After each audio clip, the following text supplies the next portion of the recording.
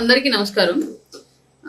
ఊర్లో పిచ్చుకుక్క స్టోరీ మీ అందరికీ తెలిసే ఉండొచ్చు. జనరల్ గా పిచ్చుకుక్క ఏదైనా ఒకటి పిచ్చి పట్టిన కుక్క సహజంగా ఒక మంచి కుక్కకి పిచ్చి పట్టినప్పుడు అది అది బిహేవ్ చేసే పద్ధతి అలా ఎలా ఉంటుందో మీ అందరూ చూసే ఉండొచ్చు. ఎలా పడితే అలా అరుచుకుంటూ, ఏది పడితే అది చేస్తూ, ఎవరిని పడితే వాళ్ళని కరుస్తూ రక్కుతూ వెళ్తూ ఉంటది.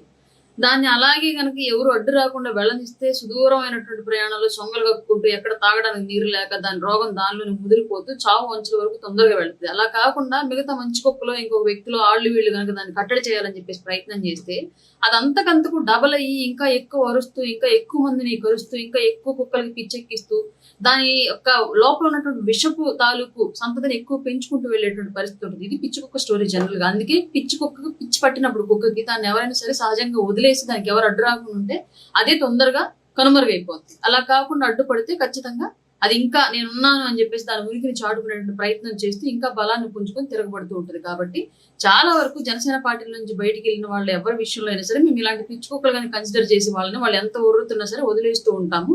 వాళ్ళని అనవసరంగా మేము వాళ్ళని టార్గెట్ చేసి వాళ్ళని మాట్లాడి పెద్దవాళ్ళని చేసే ఉద్దేశం మాకు ఉండదు. కాబట్టి పవన్ కళ్యాణ్ గారిని విడిచి వెళ్ళిపోయారు అంటేనే ఆటోమేటిక్ గా వాళ్ళు రాజకీయాలకు ప్రజాసేవకు పనికిరాని వాళ్ళని అర్థంగా భావించుకుని వదిలేస్తూ ఉంటాం మేము జనరల్ గా. ఇది పిచ్చి కుక్క స్టోరీ మాత్రమే. అలాగే ఇంకొక నీతి చెప్పాలనుకుంటున్నాను. ఏంటి అంటే క్లియర్ గా విలువలు వదిలేసిన రాజకీయ నాయకుల్ని, వలువలు విడిచేసిన దేహాన్ని ఎవరు ఎక్కువ కాలం చూడరు. ఫస్ట్ క్యూరియాసిటీతో, ఆ తర్వాత యాంగ్జైటీతో, ఆ తర్వాత అవసరంతో, ఆ తర్వాత మొహం మొత్తేసి పక్కన పెట్టేస్తారు. ఇది జనరల్ గా ఉండేటువంటి లక్షణాలు, మనుషులకు లక్షణాలు. మనిషి అయినా సరే, రాజకీయ నాయకులైనా సరే విలువలతో ఉన్నన్ని రోజులు ఎక్కడైనా సరే గౌరవింపబడతారు. ఆ విలువలు కోల్పోతే డబ్బు రావచ్చేమో, పదవులు రావచ్చేమో చెప్పలేము. కానీ కొద్ది రోజుల తర్వాత మాత్రం సమాజం చేదరించుకునే స్థాయికి, ఆ వీళ్ళదేముందిలే అని పక్కన పెట్టేసే స్థాయికి అయితే దిగజారిపోద్ది వాళ్ళ యొక్క పరపతి. ఈ విషయం గుర్తుంచుకోవాలి ప్రతి ఒక్కళ్ళు. ఇక ఈ విషయానికి వస్తే చాలా రోజుల నుంచి చాలా మంది క్వశ్చన్ చేస్తూ ఉన్నారు కొన్ని అంశాలు.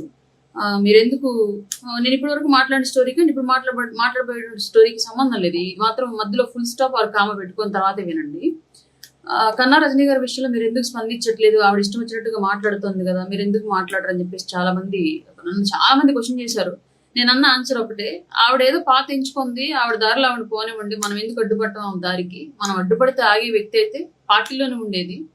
పార్టీని దాటి వెళ్ళిపోయి పార్టీ లైన్ మీరేసి మాట్లాడుతూ ఉంది కాబట్టి ఆవిడ గురించి ఎక్కువ ప్రస్తావించడం అనవసరం కదా. ఆవిడ వ్యక్తిగత జీవితం, ఆవిడ రాజకీయ జీవితం మనకి ఎందుకు కదా, అనవసరం కదా అని చెప్పేసి నేను వదిలేసి ఇదే ఆన్సర్ చెప్పాను. నాతో మాట్లాడి చాలా మందికి తెలుసు ఈ విషయం. పెద్ద దగ్గర నుంచి చిన్న దగ్గర వరకు అందరికి ఇదే ఆన్సర్ ఇచ్చాను నేను. కానీ ఇప్పుడు ఎందుకు మాట్లాడాల్సి వస్తుందంటే, రాజకీయంగా విమర్శలు చేయొచ్చు, దానికి ఒక లిమిట్స్ ఉంటాయి. సరే లిమిట్లెస్ గా అయినా సరే రాజకీయ విమర్శలు చేయొచ్చు. కానీ వ్యక్తిగత జీవితాల్లోకి వెళ్ళి విమర్శ చేయడం, ఎదుటి వ్యక్తి ఇబ్బందుల్లోనూ ఆపదలోనూ ఉన్నప్పుడు దాన్ని కూడా వెటకారంగా మార్చుకొని, దాన్ని కూడా అవకాశంగా మార్చుకొని చేయడం అనేది నిజంగానే నాకు అంత టాలరేట్ చేసినటువంటి అంశంగా అనిపించలేదు. కాబట్టి డెఫినెట్ గా స్పందించాలనిపించింది. అందుకే ఇప్పుడు మాట్లాడుతూ ఉన్నాను. పవన్ కళ్యాణ్ గారు సైనస్ సమస్య గురించి ఆవిడ చాలా అంటే చాలా ఎగతాళిగా, డౌట్ఫుల్ గా మాట్లాడింది. నా కొడుక్కి కూడా సేమ్ ప్రాబ్లం ఉంది. జనరల్ గా వాడికి ఇప్పటికి చాలా సందర్భాల్లో కొన్నేళ్ళేమో 14 ఏళ్ళు దాటాక చేస్తాం, ముందే వద్దని చెప్పేసి డాక్టర్ సజెషన్ చేశారు. 14 ఏళ్ళు దాటిన దగ్గర నుంచి చేద్దామని ట్రై చేస్తామంటే అడిగి జలుబు రాకుండా ఉండాలి, కనీసం 2 నెలలైనా సరే ముక్కులు పొడిగా ఉండాలి, ఎక్కువ ఆ జలుబు తాలూకు వైరస్ అట్లాంటివి లేకుండా, ఇట్లాంటివంతా చెప్తా ఉన్నారు. కాబట్టి ఇప్పటికి కూడా అవ్వలేదు. కానీ ఎప్పుడు చేయించినా సరే వేసవకాలం మాత్రమే చేయించండి అని చెప్పేసి డాక్టర్ క్లియర్ గా చెప్పారు. అంటే దాని అర్థం ఏంటి అంటే, చలికాలము వర్షాకాలము అట్లా అయితే ఏదో స్నీజింగ్, ఎలర్జీ తాలూకు లక్షణాలు వస్తూ ఉంటాయి. కాబట్టి సహజంగా ఫ్రీక్వెంట్ గా మారుతున్నటువంటి వాతావరణం పెరుగుతున్న వైరస్ వాటి వల్ల సర్జరీ చేసినా సరే అంత సక్సెస్ఫుల్ గా దాని రిజల్ట్ ఉండదు. వేసవకాలం అయితే పర్ఫెక్ట్ గా ఉండిద్ది అనే ఉద్దేశంతో చేస్తూ ఉంటారు. అందుమూలంగాను అండ్ పవన్ కళ్యాణ్ గారు ఎప్పుడు మాక్సిమం ఏసీలో ఉంటారు కాబట్టి ఆయనకి ఆ సమస్య తీవ్రతరం అవుతూ ఉండల్లా ఎమర్జెన్సీగా అది చేసేసి ఉండొచ్చు. పెద్ద మ్యాటరే కాదు అసలు, చెప్పుకోవాలి. దాన్ని కూడా నెగిటివ్ గా చూడాల్సిన అంశం అయితే కాదు. ఎందుకంటే పవన్ కళ్యాణ్ గారికి ఏమి, జగన్ గారికి ఉన్నట్టు 38 కేసులు లేవు. కోర్టు వాయిదా వచ్చినప్పుడల్లా మెడం బెడికింది, నడుము బెడికింది అని చెప్పేసి కూర్చోడానికి ఇంట్లో. ఆ పవన్ కళ్యాణ్ గారికి అట్లాంటి ఇబ్బందులు ఏమి లేవు. కాబట్టి ఆయన ఆరోగ్యం మీద వంక పెట్టేసి బయట సమాజం నుంచి ఏమైనా తప్పించుకోవాల్సిన అవసరం అయితే ఆయనకి లేదు పవన్ కళ్యాణ్ గారికి. సో ఈవిడ ఆ విషయాన్ని అట్లా తప్పుగా మాట్లాడకుండా ఉండాల్సింది జనరల్ గా. ఇప్పుడు రజనీ గారి విషయంలో చాలా మంది, ఆవిడ కొన్ని ఇంటర్వ్యూలు చూసాను, చాలా మంది నమ్మిన విషయం కూడా, కానీ అవి అబద్ధాలని కొన్ని చెప్తాను. ఆవిడ యొక్క నైతికత ఏ పార్టీది అనేది మీకు ఎగ్జాంపుల్ చెప్తా. పవన్ కళ్యాణ్ గారు ఆమెను పిలిచి ఆమె పార్టీ అధికార ప్రతినిధిగా ఉండి నా పార్టీ కోసం పనిచేయమని చెప్పేసి చెప్పాడని చెప్తోంది కదా, అది పచ్చి అబద్ధం. ఎందుకంటే దానికి సాక్ష్యం నేనే. ఈవిడ పార్టీలో ఫస్ట్ నాగబాబు గారిని కలిపేయడానికి తీసుకెళ్లేటప్పుడు ఈవిడ గురించి నాకు డీటెయిల్స్ అవన్నీ పెట్టి, చూసావా ఎప్పుడన్నా వీడియోలు కొన్ని ఉన్నాయి చూడు, నాగబాబు గారికి పరిచయం చేయడానికి తీసుకెళ్తున్నాం ఈవిడ అని చెప్పేసి నాకే చెప్పారు. ఈవిడ తీసుకెళ్లి పార్టీకి గాలివే కంపని తీసుకొచ్చి కాలికి తగిలించింది ఎవరయ్యా అంటే కటార శ్రీనివాస్ గారు, నల్లని శ్రీనివాస్ గారు. వీళ్ళిద్దరికి ఎవరు పరిచయం చేశారయ్యా అంటే డాక్టర్ శ్రవంత్ గారు పరిచయం చేసిన తర్వాత కటార శ్రీనివాసరావు గారు, నల్లని శ్రీనివాస్ గారు తీసుకెళ్లి నాగబాబు గారికి పరిచయం చేస్తే నాగబాబు గారు కొన్ని ఆవిడకి సంబంధించిన మాట్లాడిన వీడియోలు చూసి, ఆ తర్వాత నాగబాబు గారే పవన్ కళ్యాణ్ గారిని కన్విన్స్ చేసి అపాయింట్మెంట్ ఏర్పాటు చేసి ఆవిడ్ని కల్పిస్తే ఆవిడ ఆహా ఓహో అని చెప్పినటువంటి మాటలన్నింటినీ పవన్ కళ్యాణ్ గారు నమ్మి ఫస్ట్ కలిసిన రోజే మెడలో కండువా వేసి అధికార ప్రతినిధి హోదా ఆమెకి ఇచ్చారు సార్. అంతే తప్ప ఈవిడ ముందుగా చూడడం, ఈవిడ పార్టీలోకి పిలిపించడం, ఈవిడ సహాయ సహకారాలు లేకపోతే పార్టీని నేను నడపలేనని చెప్పేసి పవన్ కళ్యాణ్ గారు ఫీల్ అవ్వడం, ఇవన్నీ కూడా అన్ని ఫ్యాబ్రికేటెడ్ స్టోరీలు. ఇవన్నీ ఆమె కట్టుకథలు కల్పించి చెప్తా ఉంది మీడియా ముందు. ఇంకొకటి, పార్టీకి ఆమె అధికార ప్రతినిధి ఇచ్చిన తర్వాత మా జిల్లాలో ఒక క్యాస్ట్ నాయకుడికి సంబంధించినటువంటి ఒక పుట్టినరోజు కార్యక్రమంలో మేము కలుసుకున్నప్పుడు నేను పక్కనే ఉండగా ఒక మీడియా ఛానల్తో ఆమె పెద్ద బ్లండరు స్టేట్మెంట్ అన్నారు. అది ఇంకా అది వింటే ఇప్పుడైనా సరే కోపం వచ్చేంత బ్లండర్ స్టేట్మెంట్ ఒకటి మీడియా ముందు పాస్ చేసింది. మహిళలకు సంబంధించి, పురుషులకు సంబంధించి, కులాలకు సంబంధించి ఒక స్టేట్మెంట్ ఎంత చండాల నికృష్టంగా పాస్ చేసినా అంత చండాల నికృష్టంగా పాస్ చేసింది ఆ స్టేట్మెంట్. నేను పక్కనే ఉన్నాను. ఆ స్టేట్మెంట్ వింటతో ఒక్కసారిగా నాకు ఒళ్ళంతా జల్దరించి చెమట్ల పట్టేసి నాకు అమ్మో ఏంది ఇట్లా మాట్లాడింది, ఇంత దారుణమైన స్టేట్మెంట్ అని చెప్పేసి భయపడిపోయి నేను ఆ మీడియా రిపోర్టర్ని పక్కకు రాగానే బతులాడుకుని, ఆయన ఇది బయట టెలికాస్ట్ చేయమాక, లైవ్ కాదు కదా. లైవ్ కాదు మేడం అన్నాడు. దయచేసి టెలికాస్ట్ చేయమాక ఈ బయట, నేను పార్టీ యాప్స్ కి చెప్తాను, ఇది కొంచెం కట్ చేసి మీరు చేయొద్దు అని చెప్పేసి నేను వాళ్ళని బతులాడుకుని వెంటనే నేను పార్టీ యాప్స్ లో ఉన్నటువంటి శ్యామ్ గారికి కాల్ చేసి, శ్యామ్ గారు మేము ఇట్లా ఈ బర్త్డే ఫంక్షన్ కి వచ్చామంటే ఈ మీడియా ఉంది, ఈవిడ ఈ వర్డ్స్ యూజ్ చేశారు, దయచేసి మళ్ళీ నేను చెప్తే ఆపుతారో లేదు ఛానల్ వాళ్ళకి కొంచెం మసాలా ఉంటే ఎక్కువ వ్యూస్ వెళ్తాయి అని చెప్పేసి టెలికాస్ట్ చేస్తారేమో, మీరు కూడా చెప్పి ఆపండి అని చెప్పేసి చెప్తే శ్యామ్ గారు ఏం చేశారంటే టెలికాస్ట్ అవ్వనీయకుండా ఆపటంతో పాటు బయట తీసుకొని పవన్ కళ్యాణ్ గారికి చూయించారు. పవన్ కళ్యాణ్ గారికి చూయించడంతో ఆ బయట గురించి చూపించడము, అదే టైంలో కేతన్ రెడ్డి వినోద్ రెడ్డిని పార్టీ నుంచి బయటికి పంపించిన సందర్భంలో ఈవిడ కొన్ని డిబేట్లు అటెండ్ అవుతూ కేతన్ రెడ్డి వినోద్ రెడ్డి గారిని భుజాన వేసుకుని మోసిందనమాట. మోస్తే ఆ రెండు సందర్భాలను బేస్ చేసుకుని మాకు ఒక అధికార ప్రతినిధి మీటింగ్ కండక్ట్ చేస్తే అందులో మేము ఈ రోజు పార్టీలో ఉన్నటువంటి మినిస్టర్లు, ఎమ్మెల్యేలు కూడా ఆ రోజు అధికార ప్రతినిధుల మీటింగ్ లో ఉన్నారు. దాదాపు దగ్గర 24 మంది ఉన్నాం మేము ఆ రోజు. బయటికి వెళ్ళి కొబ్బరివాడ కత్తి కూడా అదే మీటింగ్ లో ఉంది. 23 మంది దాకా ఉంటే మేము ఆ రోజు క్లియర్లీ పవన్ కళ్యాణ్ గారు చాలా అంటే చాలా క్లియర్ గా చెప్పారు, ఈ మాటలు ఎలా మాట్లాడతావు, నువ్వు చదువుకున్న వ్యక్తివి కదా, ఆడపిల్లవు కదా, సాటి మహిళలను వాళ్ళ అవమానపరిచేలాగా మాట్లాడచ్చా, నీకు ఇదేనా నేర్పించింది, నీ చదువు నీకు ఇదేనా నేర్పించింది, నువ్వేదో ఉన్నతమైనటువంటి భావజాలంతో ఉంటావు, చదువుకున్న వ్యక్తివి, ఎంతో పార్టీ కోసం ఎంతో ఉపయోగపడతావు అని చెప్పేసి నేను నీకు ఈ అధికార ప్రతినిధి హోదా ఇస్తే అనతి కాలంలో నువ్వు తెచ్చినటువంటి చెడ్డ పేరు ఇదా పార్టీకి, ఇది బయటికి కనుక రిలీజ్ అయ్యింటే ఏమై ఉండేదని చెప్పేసి పవన్ కళ్యాణ్ గారు ఆవిడని అరవడం జరిగింది. ఆ వెంటనే నన్ను కూడా ఒక విషయం మీద అరవడం జరిగింది. ఏ విషయం అంటే అరవటం కాదు, అది నా మీద జరిగిన విషయం. ఇది మీడియా కానీ ఎక్కడ ప్రచారం అవ్వలేదు. ఇది పార్టీ కార్యక్రమంలో మేము ఒక ఇంటర్నల్ గా పెట్టుకున్నటువంటి ఒక మీటింగ్ లో నేను ఒక వర్డ్ యూజ్ చేశాను. పార్టీలో పవన్ కళ్యాణ్ గారు ఎవరిని నమ్మి టికెట్ ఇచ్చినా గెలిపించాల్సిన బాధ్యత మనది అని చెప్పేసి ఒక వర్డ్ యూజ్ చేసి నేను ఆ మీటింగ్ లో మాట్లాడితే, అప్పుడు ఆ నియోజకవర్గంలో చాలా మంది ఇన్ఛార్జ్ ఉండేవాడు, ఎవడు కూడా పత్తం చేస్తా, ఒకళ్ళు పిలిస్తే వెళ్ళి మీటింగ్ మాట్లాడిన ఆ చిన్న వర్డ్ మిస్టేక్ ని ఇంకొకరు తీసుకెళ్లి కంప్లైంట్ పెట్టారు పార్టీ ఆఫీస్ లో. దాన్ని ఆ రోజు పవన్ కళ్యాణ్ గారు నన్ను అడిగారు, ఇలా అన్నావు అనువరుణ అని. అన్నాను సార్ అన్న. దానికి ఆయన ఎగ్జాంపుల్ గా ఎన్టీఆర్ గారి రాజకీయ జీవితంలో జరిగిన ఒక సంఘటన ఉదాహరిస్తూ చెప్పి, ఇలా అన్నందుకే అలా జరిగింది కాబట్టి పార్టీలో నా తర్వాత అంత స్పీడ్ గా ప్రజల్లోకి వెళ్తున్నటువంటి వాయిస్ నీదే, అందరూ చాలా ఆసక్తిగా గమనిస్తున్నారు అన్న నిన్ను, కాబట్టి నువ్వు ఏం మాట్లాడినా సరే ఆచితూచి మాట్లాడు, ఎంత పాపులారిటీ పెంచుకుంటామో తర్వాత తప్పు జరిగితే అంతే స్థాయిలో డ్యామేజ్ కూడా జరిగింది, కాబట్టి నా కోసం నేను ఎంచుకున్నటువంటి రాజకీయ జీవితంలో నా కోసం మీ అందరూ నాతో నడవాలనుకుంటున్నాను, నేను ప్రయాణం చేయాలనుకున్న 25 ఏళ్ల రాజకీయ చరిత్రలో రాజకీయ కెరీర్ లో నాతో పాటు నువ్వు కూడా ఉండాలనుకుంటున్నాను అన్న, ఎన్ని బాణాలు తగిలినా బలంగా నా కోసం నిలబడి ఉండు, మనందరం కలిసి మనం చూడాలనుకున్న సమాజాన్ని చూస్తున్నామని చెప్పేసి ఓపెన్ గా 23 మంది ముందు చెప్పడం జరిగింది పవన్ కళ్యాణ్ గారు. ఆ కోపం కాస్త ఇటు కూడా టర్న్ అయింది అనమాట. అలా జరిగింది. అప్పుడు ఫస్ట్ వార్నింగ్ ఇచ్చారు ఆయన రజనీ గారికి. ఇచ్చిన తర్వాత ఆవిడ ఆ రోజు ఏడ్ చేసి ఎక్స్ప్లెనేషన్ ఇచ్చుకొని ఇంకొకసారి జరగదు అని చెప్పేసి ఆల్మోస్ట్ ఆల్ కాళ్ళ మీద పడి ఏడ్చినంత పని చేసి ఇంక జరగదు అని చెప్పేసి చెప్పడం జరిగింది. కానీ తర్వాత కూడా చాలా సందర్భాల్లో ఆవిడ అట్లాంటి రెచ్చగొట్టేటువంటి మాటల్ని మాట్లాడుతూ ఉండటం చాలా సందర్భాలు జరిగింది. ఇది ఇలా జరుగుతూ ఉన్న క్రమంలో పార్టీ ఆఫీస్ కొన్ని కంప్లైంట్లు వెళ్ళాయి.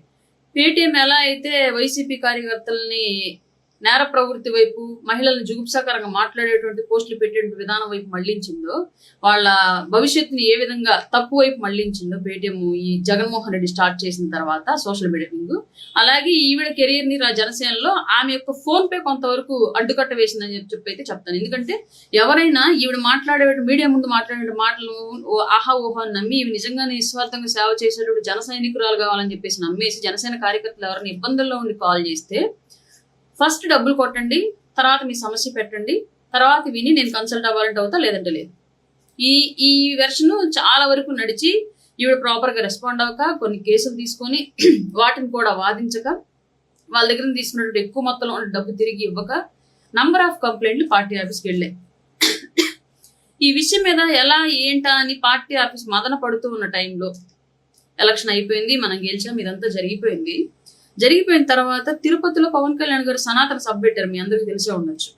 సనాతన సభ గురించి ఆ రోజు అండ్ ఆ తర్వాత రోజు డిబేట్లు కండక్ట్ అయ్యాయి. డిబేట్లు కండక్ట్ అవుతున్న టైంలో ఒక ఛానల్లో ఈవిడ కూర్చొని ఒక అతి పెద్ద స్టేట్మెంట్ ని కూటమిలో ఉన్నటువంటి ఒక పార్టీ మీద పాస్ చేసింది. పాస్ చేయడంతో వాళ్ళు బిత్తరపోయి ఇంకా పార్టీ ఆఫీస్ కి కంప్లైంట్ పెట్టారు. ఏంటి మీ అధికార ప్రతినిధి ఇట్లాంటి స్టేట్మెంట్ ఇచ్చింది మా పార్టీ గురించి, ఇది మీ స్టాండా మీ పార్టీ స్టాండా, ఏం మాటలు ఈ మాటలు అని చెప్పేసి పార్టీ ఆఫీస్ వాళ్ళని మెయిల్ పెట్టి మరీ అడిగారు. వాళ్ళ పార్టీ ఆఫీస్ వాళ్ళు కూడా ఇంకా ఆన్సర్ చెప్పడానికి లేని పరిస్థితి, ఆ బిట్ కట్ చేసి పెట్టారు. ఆవిడ కంప్లీట్ ఆ లింక్ మొత్తం కట్ చేసి పార్టీ ఆఫీస్ పెట్టారు. పెట్టిన తర్వాత ఆమెకి మహిళ కాబట్టి సగౌరవంగా పర్సనల్ గా మేము తిరిగి మరలా మీ మీద వచ్చినటువంటి కొన్ని ఆరోపణల మూలంగా, కొన్ని కంప్లైంట్ల మూలంగా ప్రస్తుతానికి మిమ్మల్ని పార్టీ కార్యక్రమం దూరంగా పెడుతున్నాము. పార్టీ కార్యక్రమంలో కానివ్వండి, మీడియా డిబేట్లలో కానివ్వండి, జనసేన అధికార ప్రతినిధిగా మీరు ఎక్కడా పాల్గొనవద్దు, తిరిగి మరలా మేము చెప్పేంత వరకు అని గౌరవప్రదంగా పర్సనల్ గా ఆమెకు మాత్రమే మెసేజ్ సెండ్ చేశారు. అప్పటి నుంచి ఆమె మీడియాకి వచ్చిన కార్యక్రమాలకు వెళ్ళిన జనసేన వీర మహిళ లేదా మహిళా అడ్వకేట్ అని చెప్పేసి పెట్టుకుంది తప్ప ఎక్కడ జనసేన పార్టీ రాష్ట్ర అధికార ప్రతినిధి అని చెప్పి చెప్పుకోవాలి. ఎందుకంటే ఆ పేరు ప్రస్తుతానికి వాడుకోవద్దని చెప్పారు కాబట్టి ఈవిడ మీడియా నుంచి దూరంగా ఉండలేక ఈ మీడియాతో మాట్లాడేటప్పుడు ఈ పేరుతోటి జాయిన్ అయింది. చాలా మంది మీడియా మిత్రులకు కూడా తెలిసి ఈ విషయం. మరి ఈ మధ్య ఎందుకు ఆవిడని ఆ విషయం తెలిసి కూడా ఎందుకు అంత డ్రామాటిక్ గా ఆవిడతోటి జనసేన అధికార ప్రతినిధి, మాజీ జనసేన ఇట్లాంటివన్నీ పెట్టి చేస్తున్నారు ఎందుకు నాకు తెలియదు. ఇది ఆమె విషయంలో జరిగినట్టు అంశం. అంబటి రాంబాబు విషయంలో బయటికి పొమ్మన్నారు, ఇవన్నీ అబద్ధాలు. ఇవన్నీ ఆమెకు అనుకూలంగా ఆమె అల్లుకున్నటువంటి స్టోరీలు. అలాగే ఇంకొక విషయం, ఇది రజనీ గారికి నేను చెప్పాలి అనుకుంటుంది. మారుతున్నటువంటి రాజకీయ పరిస్థితులు ఎప్పుడు ఎలా ఉంటున్నాయి ఎవరికి తెలియట్లా. ఏ పార్టీలో ఉన్నటువంటి నాయకులు ఏ పార్టీ వాళ్ళతో సత్సంబంధాలు నడుపుకుంటున్నారు, వ్యాపార లావాదేవీలు నడుపుకుంటున్నారు తెలియట్లా. మనం అల్పజీవులం. మనం ఎంత విలువలతో రాజకీయాలు చేస్తే భవిష్యత్తులో అంత విలువైనటువంటి అభివృద్ధి అనేది కనిపించింది. కాదు కూడదని ఇన్స్టెంట్ గా ఏదో ఆశించేసి ఎవరి మీద బురద వేయాలి అనుకుంటే, ఫస్ట్ ఒకరి మీద బురద వేయాలి అనుకుంటే పట్టుకునేది ఎవరి చేతులతో, మన చేతులతో. అంటే అది ముందుకు ఎవరికి అంటుకుంటుంది, మనకే అంటుకుంటుంది. ఫస్ట్ నువ్వు ఏమి ఎదుటి వాళ్ళ మీద విసిరేయాలనుకున్నా ఫస్ట్ అది నీకే అంటుకుంటుంది అన్న విషయం మాత్రం మర్చిపోవద్దు. మీ నైతికత, మీ విలువలు, మీ రాజకీయం, మీరు చేస్తున్న పార్టీలోకి రాగానే పదవి ఇవ్వలేదని చెప్పేసి, ప్రభుత్వంలోకి రాగానే పదవి ఇవ్వలేదని చెప్పేసి, నేను మహిళా కమిషన్ అడిగిన ఇవ్వలేదని చెప్పేసి ఇంత నెగటివ్ గా ప్రచారం చేయడం, దీన్ని కూర్చున్న కొమ్మ నరగడం అంటారు, లేదంటే ఏరు దాటకి తెప్ప తగలేయడం అంటారు. ఆల్మోస్ట్ అలా ఇట్లాంటి సామెతలన్నీ మీలాంటి వాళ్ళని చూసి పుట్టుండొచ్చు బహుశా. మీకన్నా ముందు నుంచి చేస్తున్నాం, మాకెవరికి అంత కోపం మీకు వచ్చినంత ఇది రాలేదు, మేమెవరూ మీలా కనిపించాలి. ఆయన రాజకీయ జర్నీలో ఆయన పెట్టుకున్నటువంటి సుదూర లక్ష్యంతో పాటు ఆయనతో పాటు ట్రావెల్ చేయాలని చెప్పేసి ఈ రంగంలో అడుగు పెట్టాం. అలాగే ముందుకు వెళుతూ ఉన్నాం. పర్టికులర్లీ మీకు మాత్రమే స్పెషల్ ఐడెంటిటీ కావాలి, వచ్చినటువంటి 2 సంవత్సరాలకే మీకు కమిషన్లు ఇవ్వాలి, చైర్పర్సన్లు ఇవ్వాలి, లేదంటే నేను బురదేస్తానని చెప్పేసి అంటే ఎంతవరకు కరెక్ట్ అది? ఇప్పుడు ఎవరు పవన్ కళ్యాణ్ గారు ఇచ్చిన మాట ప్రకారం నాతో జర్నీలో నడవండి, పేరు వస్తుంది, పేరు తర్వాత ఏమైనా అభివృద్ధి వస్తుంది అని చెప్పేసి క్లియర్ గా చెప్పాడు. ఆయన మాట మీద ఆయన ఉన్నాడు, ఆయన పని చేసుకుంటూ వెళ్ళిపోతున్నాడు. ఆయన ఒక నాయకుడికి ప్రూవ్ చేసుకుంటూ ప్రజలకి ఏ ఉద్దేశంతో అయితే ఒక ప్రజాప్రతినిధులు ఎన్నుకుంటారో ఆ ఉద్దేశాన్ని ఫుల్ఫిల్ చేసుకుంటూ ఆయన వెళ్ళిపోతూ ఉన్నాడు. మధ్యలో మీ నైతికత ఎత్తిపోయింది. మీరు ఏ ఉద్దేశంతో పార్టీ కండవ కప్పుకున్నారు, ఇవాళ పర్టికులర్లీ ఎందుకు మొన్నటి వరకు బెల్లమైనటువంటి పవన్ కళ్యాణ్ గారు ఇవాళ మీకు అల్లంలాగా కనిపిస్తున్నాడు అంటే మార్పు ఎవరిలో వచ్చింది? పవన్ కళ్యాణ్ గారు ఏం మారలా, ఆయన అలాగే ఉన్నాడు. మీలో వచ్చిన మార్పు చూసుకోండి. నా దృష్టిలో నేను చెప్పేది ఎప్పుడైనా ఒకటే, రాముడి ఆశయం గొప్పదా, హనుమంతుడి సాయం గొప్పదా అంటే రాముడి ఆశయమే గొప్పది. రాముడి ఆశయం కోసం పని చేశాడు కాబట్టి, సాయం చేశాడు కాబట్టి హనుమంతుడు కూడా దేవుడిగా కీర్తింపబడ్డాడు. ఆయనలో ఉన్నటువంటి బలాన్ని ప్రపంచానికి సాటి చెప్పిన వాడు అయ్యాడు. ఎంతో మందికి వాళ్ళ ఆరాధ్య దైవం అయ్యాడు హనుమంతుడు. కారణం ఏంటి? రాముడు పెంచుకున్నటువంటి ఆశయం కోసం పనిచేయడం మూలంగానే. అలాగే ఇక్కడ పవన్ కళ్యాణ్ గారు పెట్టుకున్నటువంటి రాజకీయ ఆశయం కోసం పనిచేస్తూనే మాలాంటి వాళ్ళు, మీలాంటి వాళ్ళందరూ పేరు తెచ్చుకున్నారు. మీ గొప్ప, మా గొప్ప కాదు. ఆయన ఎంచుకున్నటువంటి లక్ష్యం గొప్ప, ఆయన నడుస్తున్నటువంటి దారి గొప్ప, ఆయన వెళుతున్నటువంటి తీరు గొప్ప, ఆయన వెనకాల మనం నడుస్తున్నటువంటి అందువల్లే మనకి గొప్ప. మీరు సపరేట్ గా లాయర్ గా మీరు పెద్ద తురుమై ఉండొచ్చు, నేను మార్కెటింగ్ పర్సన్ నేను పెద్ద తురుమై ఉండొచ్చు. బట్ పొలిటికల్ గా నేను జీరో, మీరు జీరో. పవన్ కళ్యాణ్ అనేటువంటి ఒక విలువైన అక్షరం, ఒక అంకె మన పక్కన చేరబట్టి మనకు వాల్యూ పెరిగింది ఈ జీరోలకి. అది అర్థం చేసుకోలేకపోతే ఎవరు ఏం చేయలేరు. చిన్నపిల్లలకైతే కొట్టో తిట్టో చెప్తారు, లేదా మూర్ఖులకైతే ఏదో ఒకటి చేసి చెప్తారు. మేము అతి గొప్ప మేధావులు అని చెప్పే వాళ్ళకి ఏం చెప్తాము? ఈ కులం కోట్లు, మతం సూట్లు పక్కన దాక్కొని ఎన్నాళ్ళని రాజకీయాలు చేస్తారు? ఎవరు చేయలేరు ఎక్కడా కూడా. ఒక కులం కూడా మీద నిలబడ్డ వాళ్ళు ఎప్పుడు కూడా రాజకీయ నాయకులు అవ్వలేరు. ఈ విషయం గుర్తుపెట్టుకోండి. ఒక కులం కోసమే పెట్టాను నేను పార్టీ అంటే అసలు నిజమే కాదు. ఇది ముమ్మాటికి నమ్మదగ్గ విషయం కాదు. ఇది మోసగించేటువంటి విషయం. ఏ కులం పేరు చెప్పుకుంటున్నారో ఆ కులాన్ని ఆ వ్యక్తులు మోసగించేటువంటి విషయం ఇది క్లియర్ గా. ఇది అర్థమైతే చాలు. ఇంతకన్నా ఇంకా గట్టిగా చెప్తే మహిళ అయిపోయారు కాబట్టి మళ్ళీ రేపు పొద్దున్న నేను ఆ ఏడుపులు మీడియా ముందు వెళ్ళలేను. Not interested. నేను చెప్పాలనుకున్న స్టూడియోగానే చెప్పాను, మీకు అర్థమైందని అనుకుంటున్నాను. దయచేసి మీరు మీ లక్ష్యం ఏంటో ఆ లక్ష్యం సరైన మార్గంలో వెళ్ళండి. ఇది రాంగ్ వే. పవన్ కళ్యాణ్ గారిని తిట్టడం వల్ల, లేదా ఇంకొకరు తిట్టడం వల్ల ఏదో వచ్చేస్తుంది అంటే ఆ టైంకి రావచ్చు, డబ్బులు రావచ్చేమో, గుర్తింపు రావచ్చేమో, 10 వాళ్ళ పెయిడ్ యూట్యూబ్ ఛానల్స్ పిలిచి మీటింగ్లు పెట్టచ్చేమో, లేదా ఇంకేదైనా పదవులు ఇవ్వచ్చేమో. కానీ ఎంతకాలం? వాస్తవం ఎప్పటికైనా నిలబడుతుంది, అబద్ధం ఎప్పుడైనా పడుకుంటుంది. అది గుర్తుపెట్టుకోవాలి.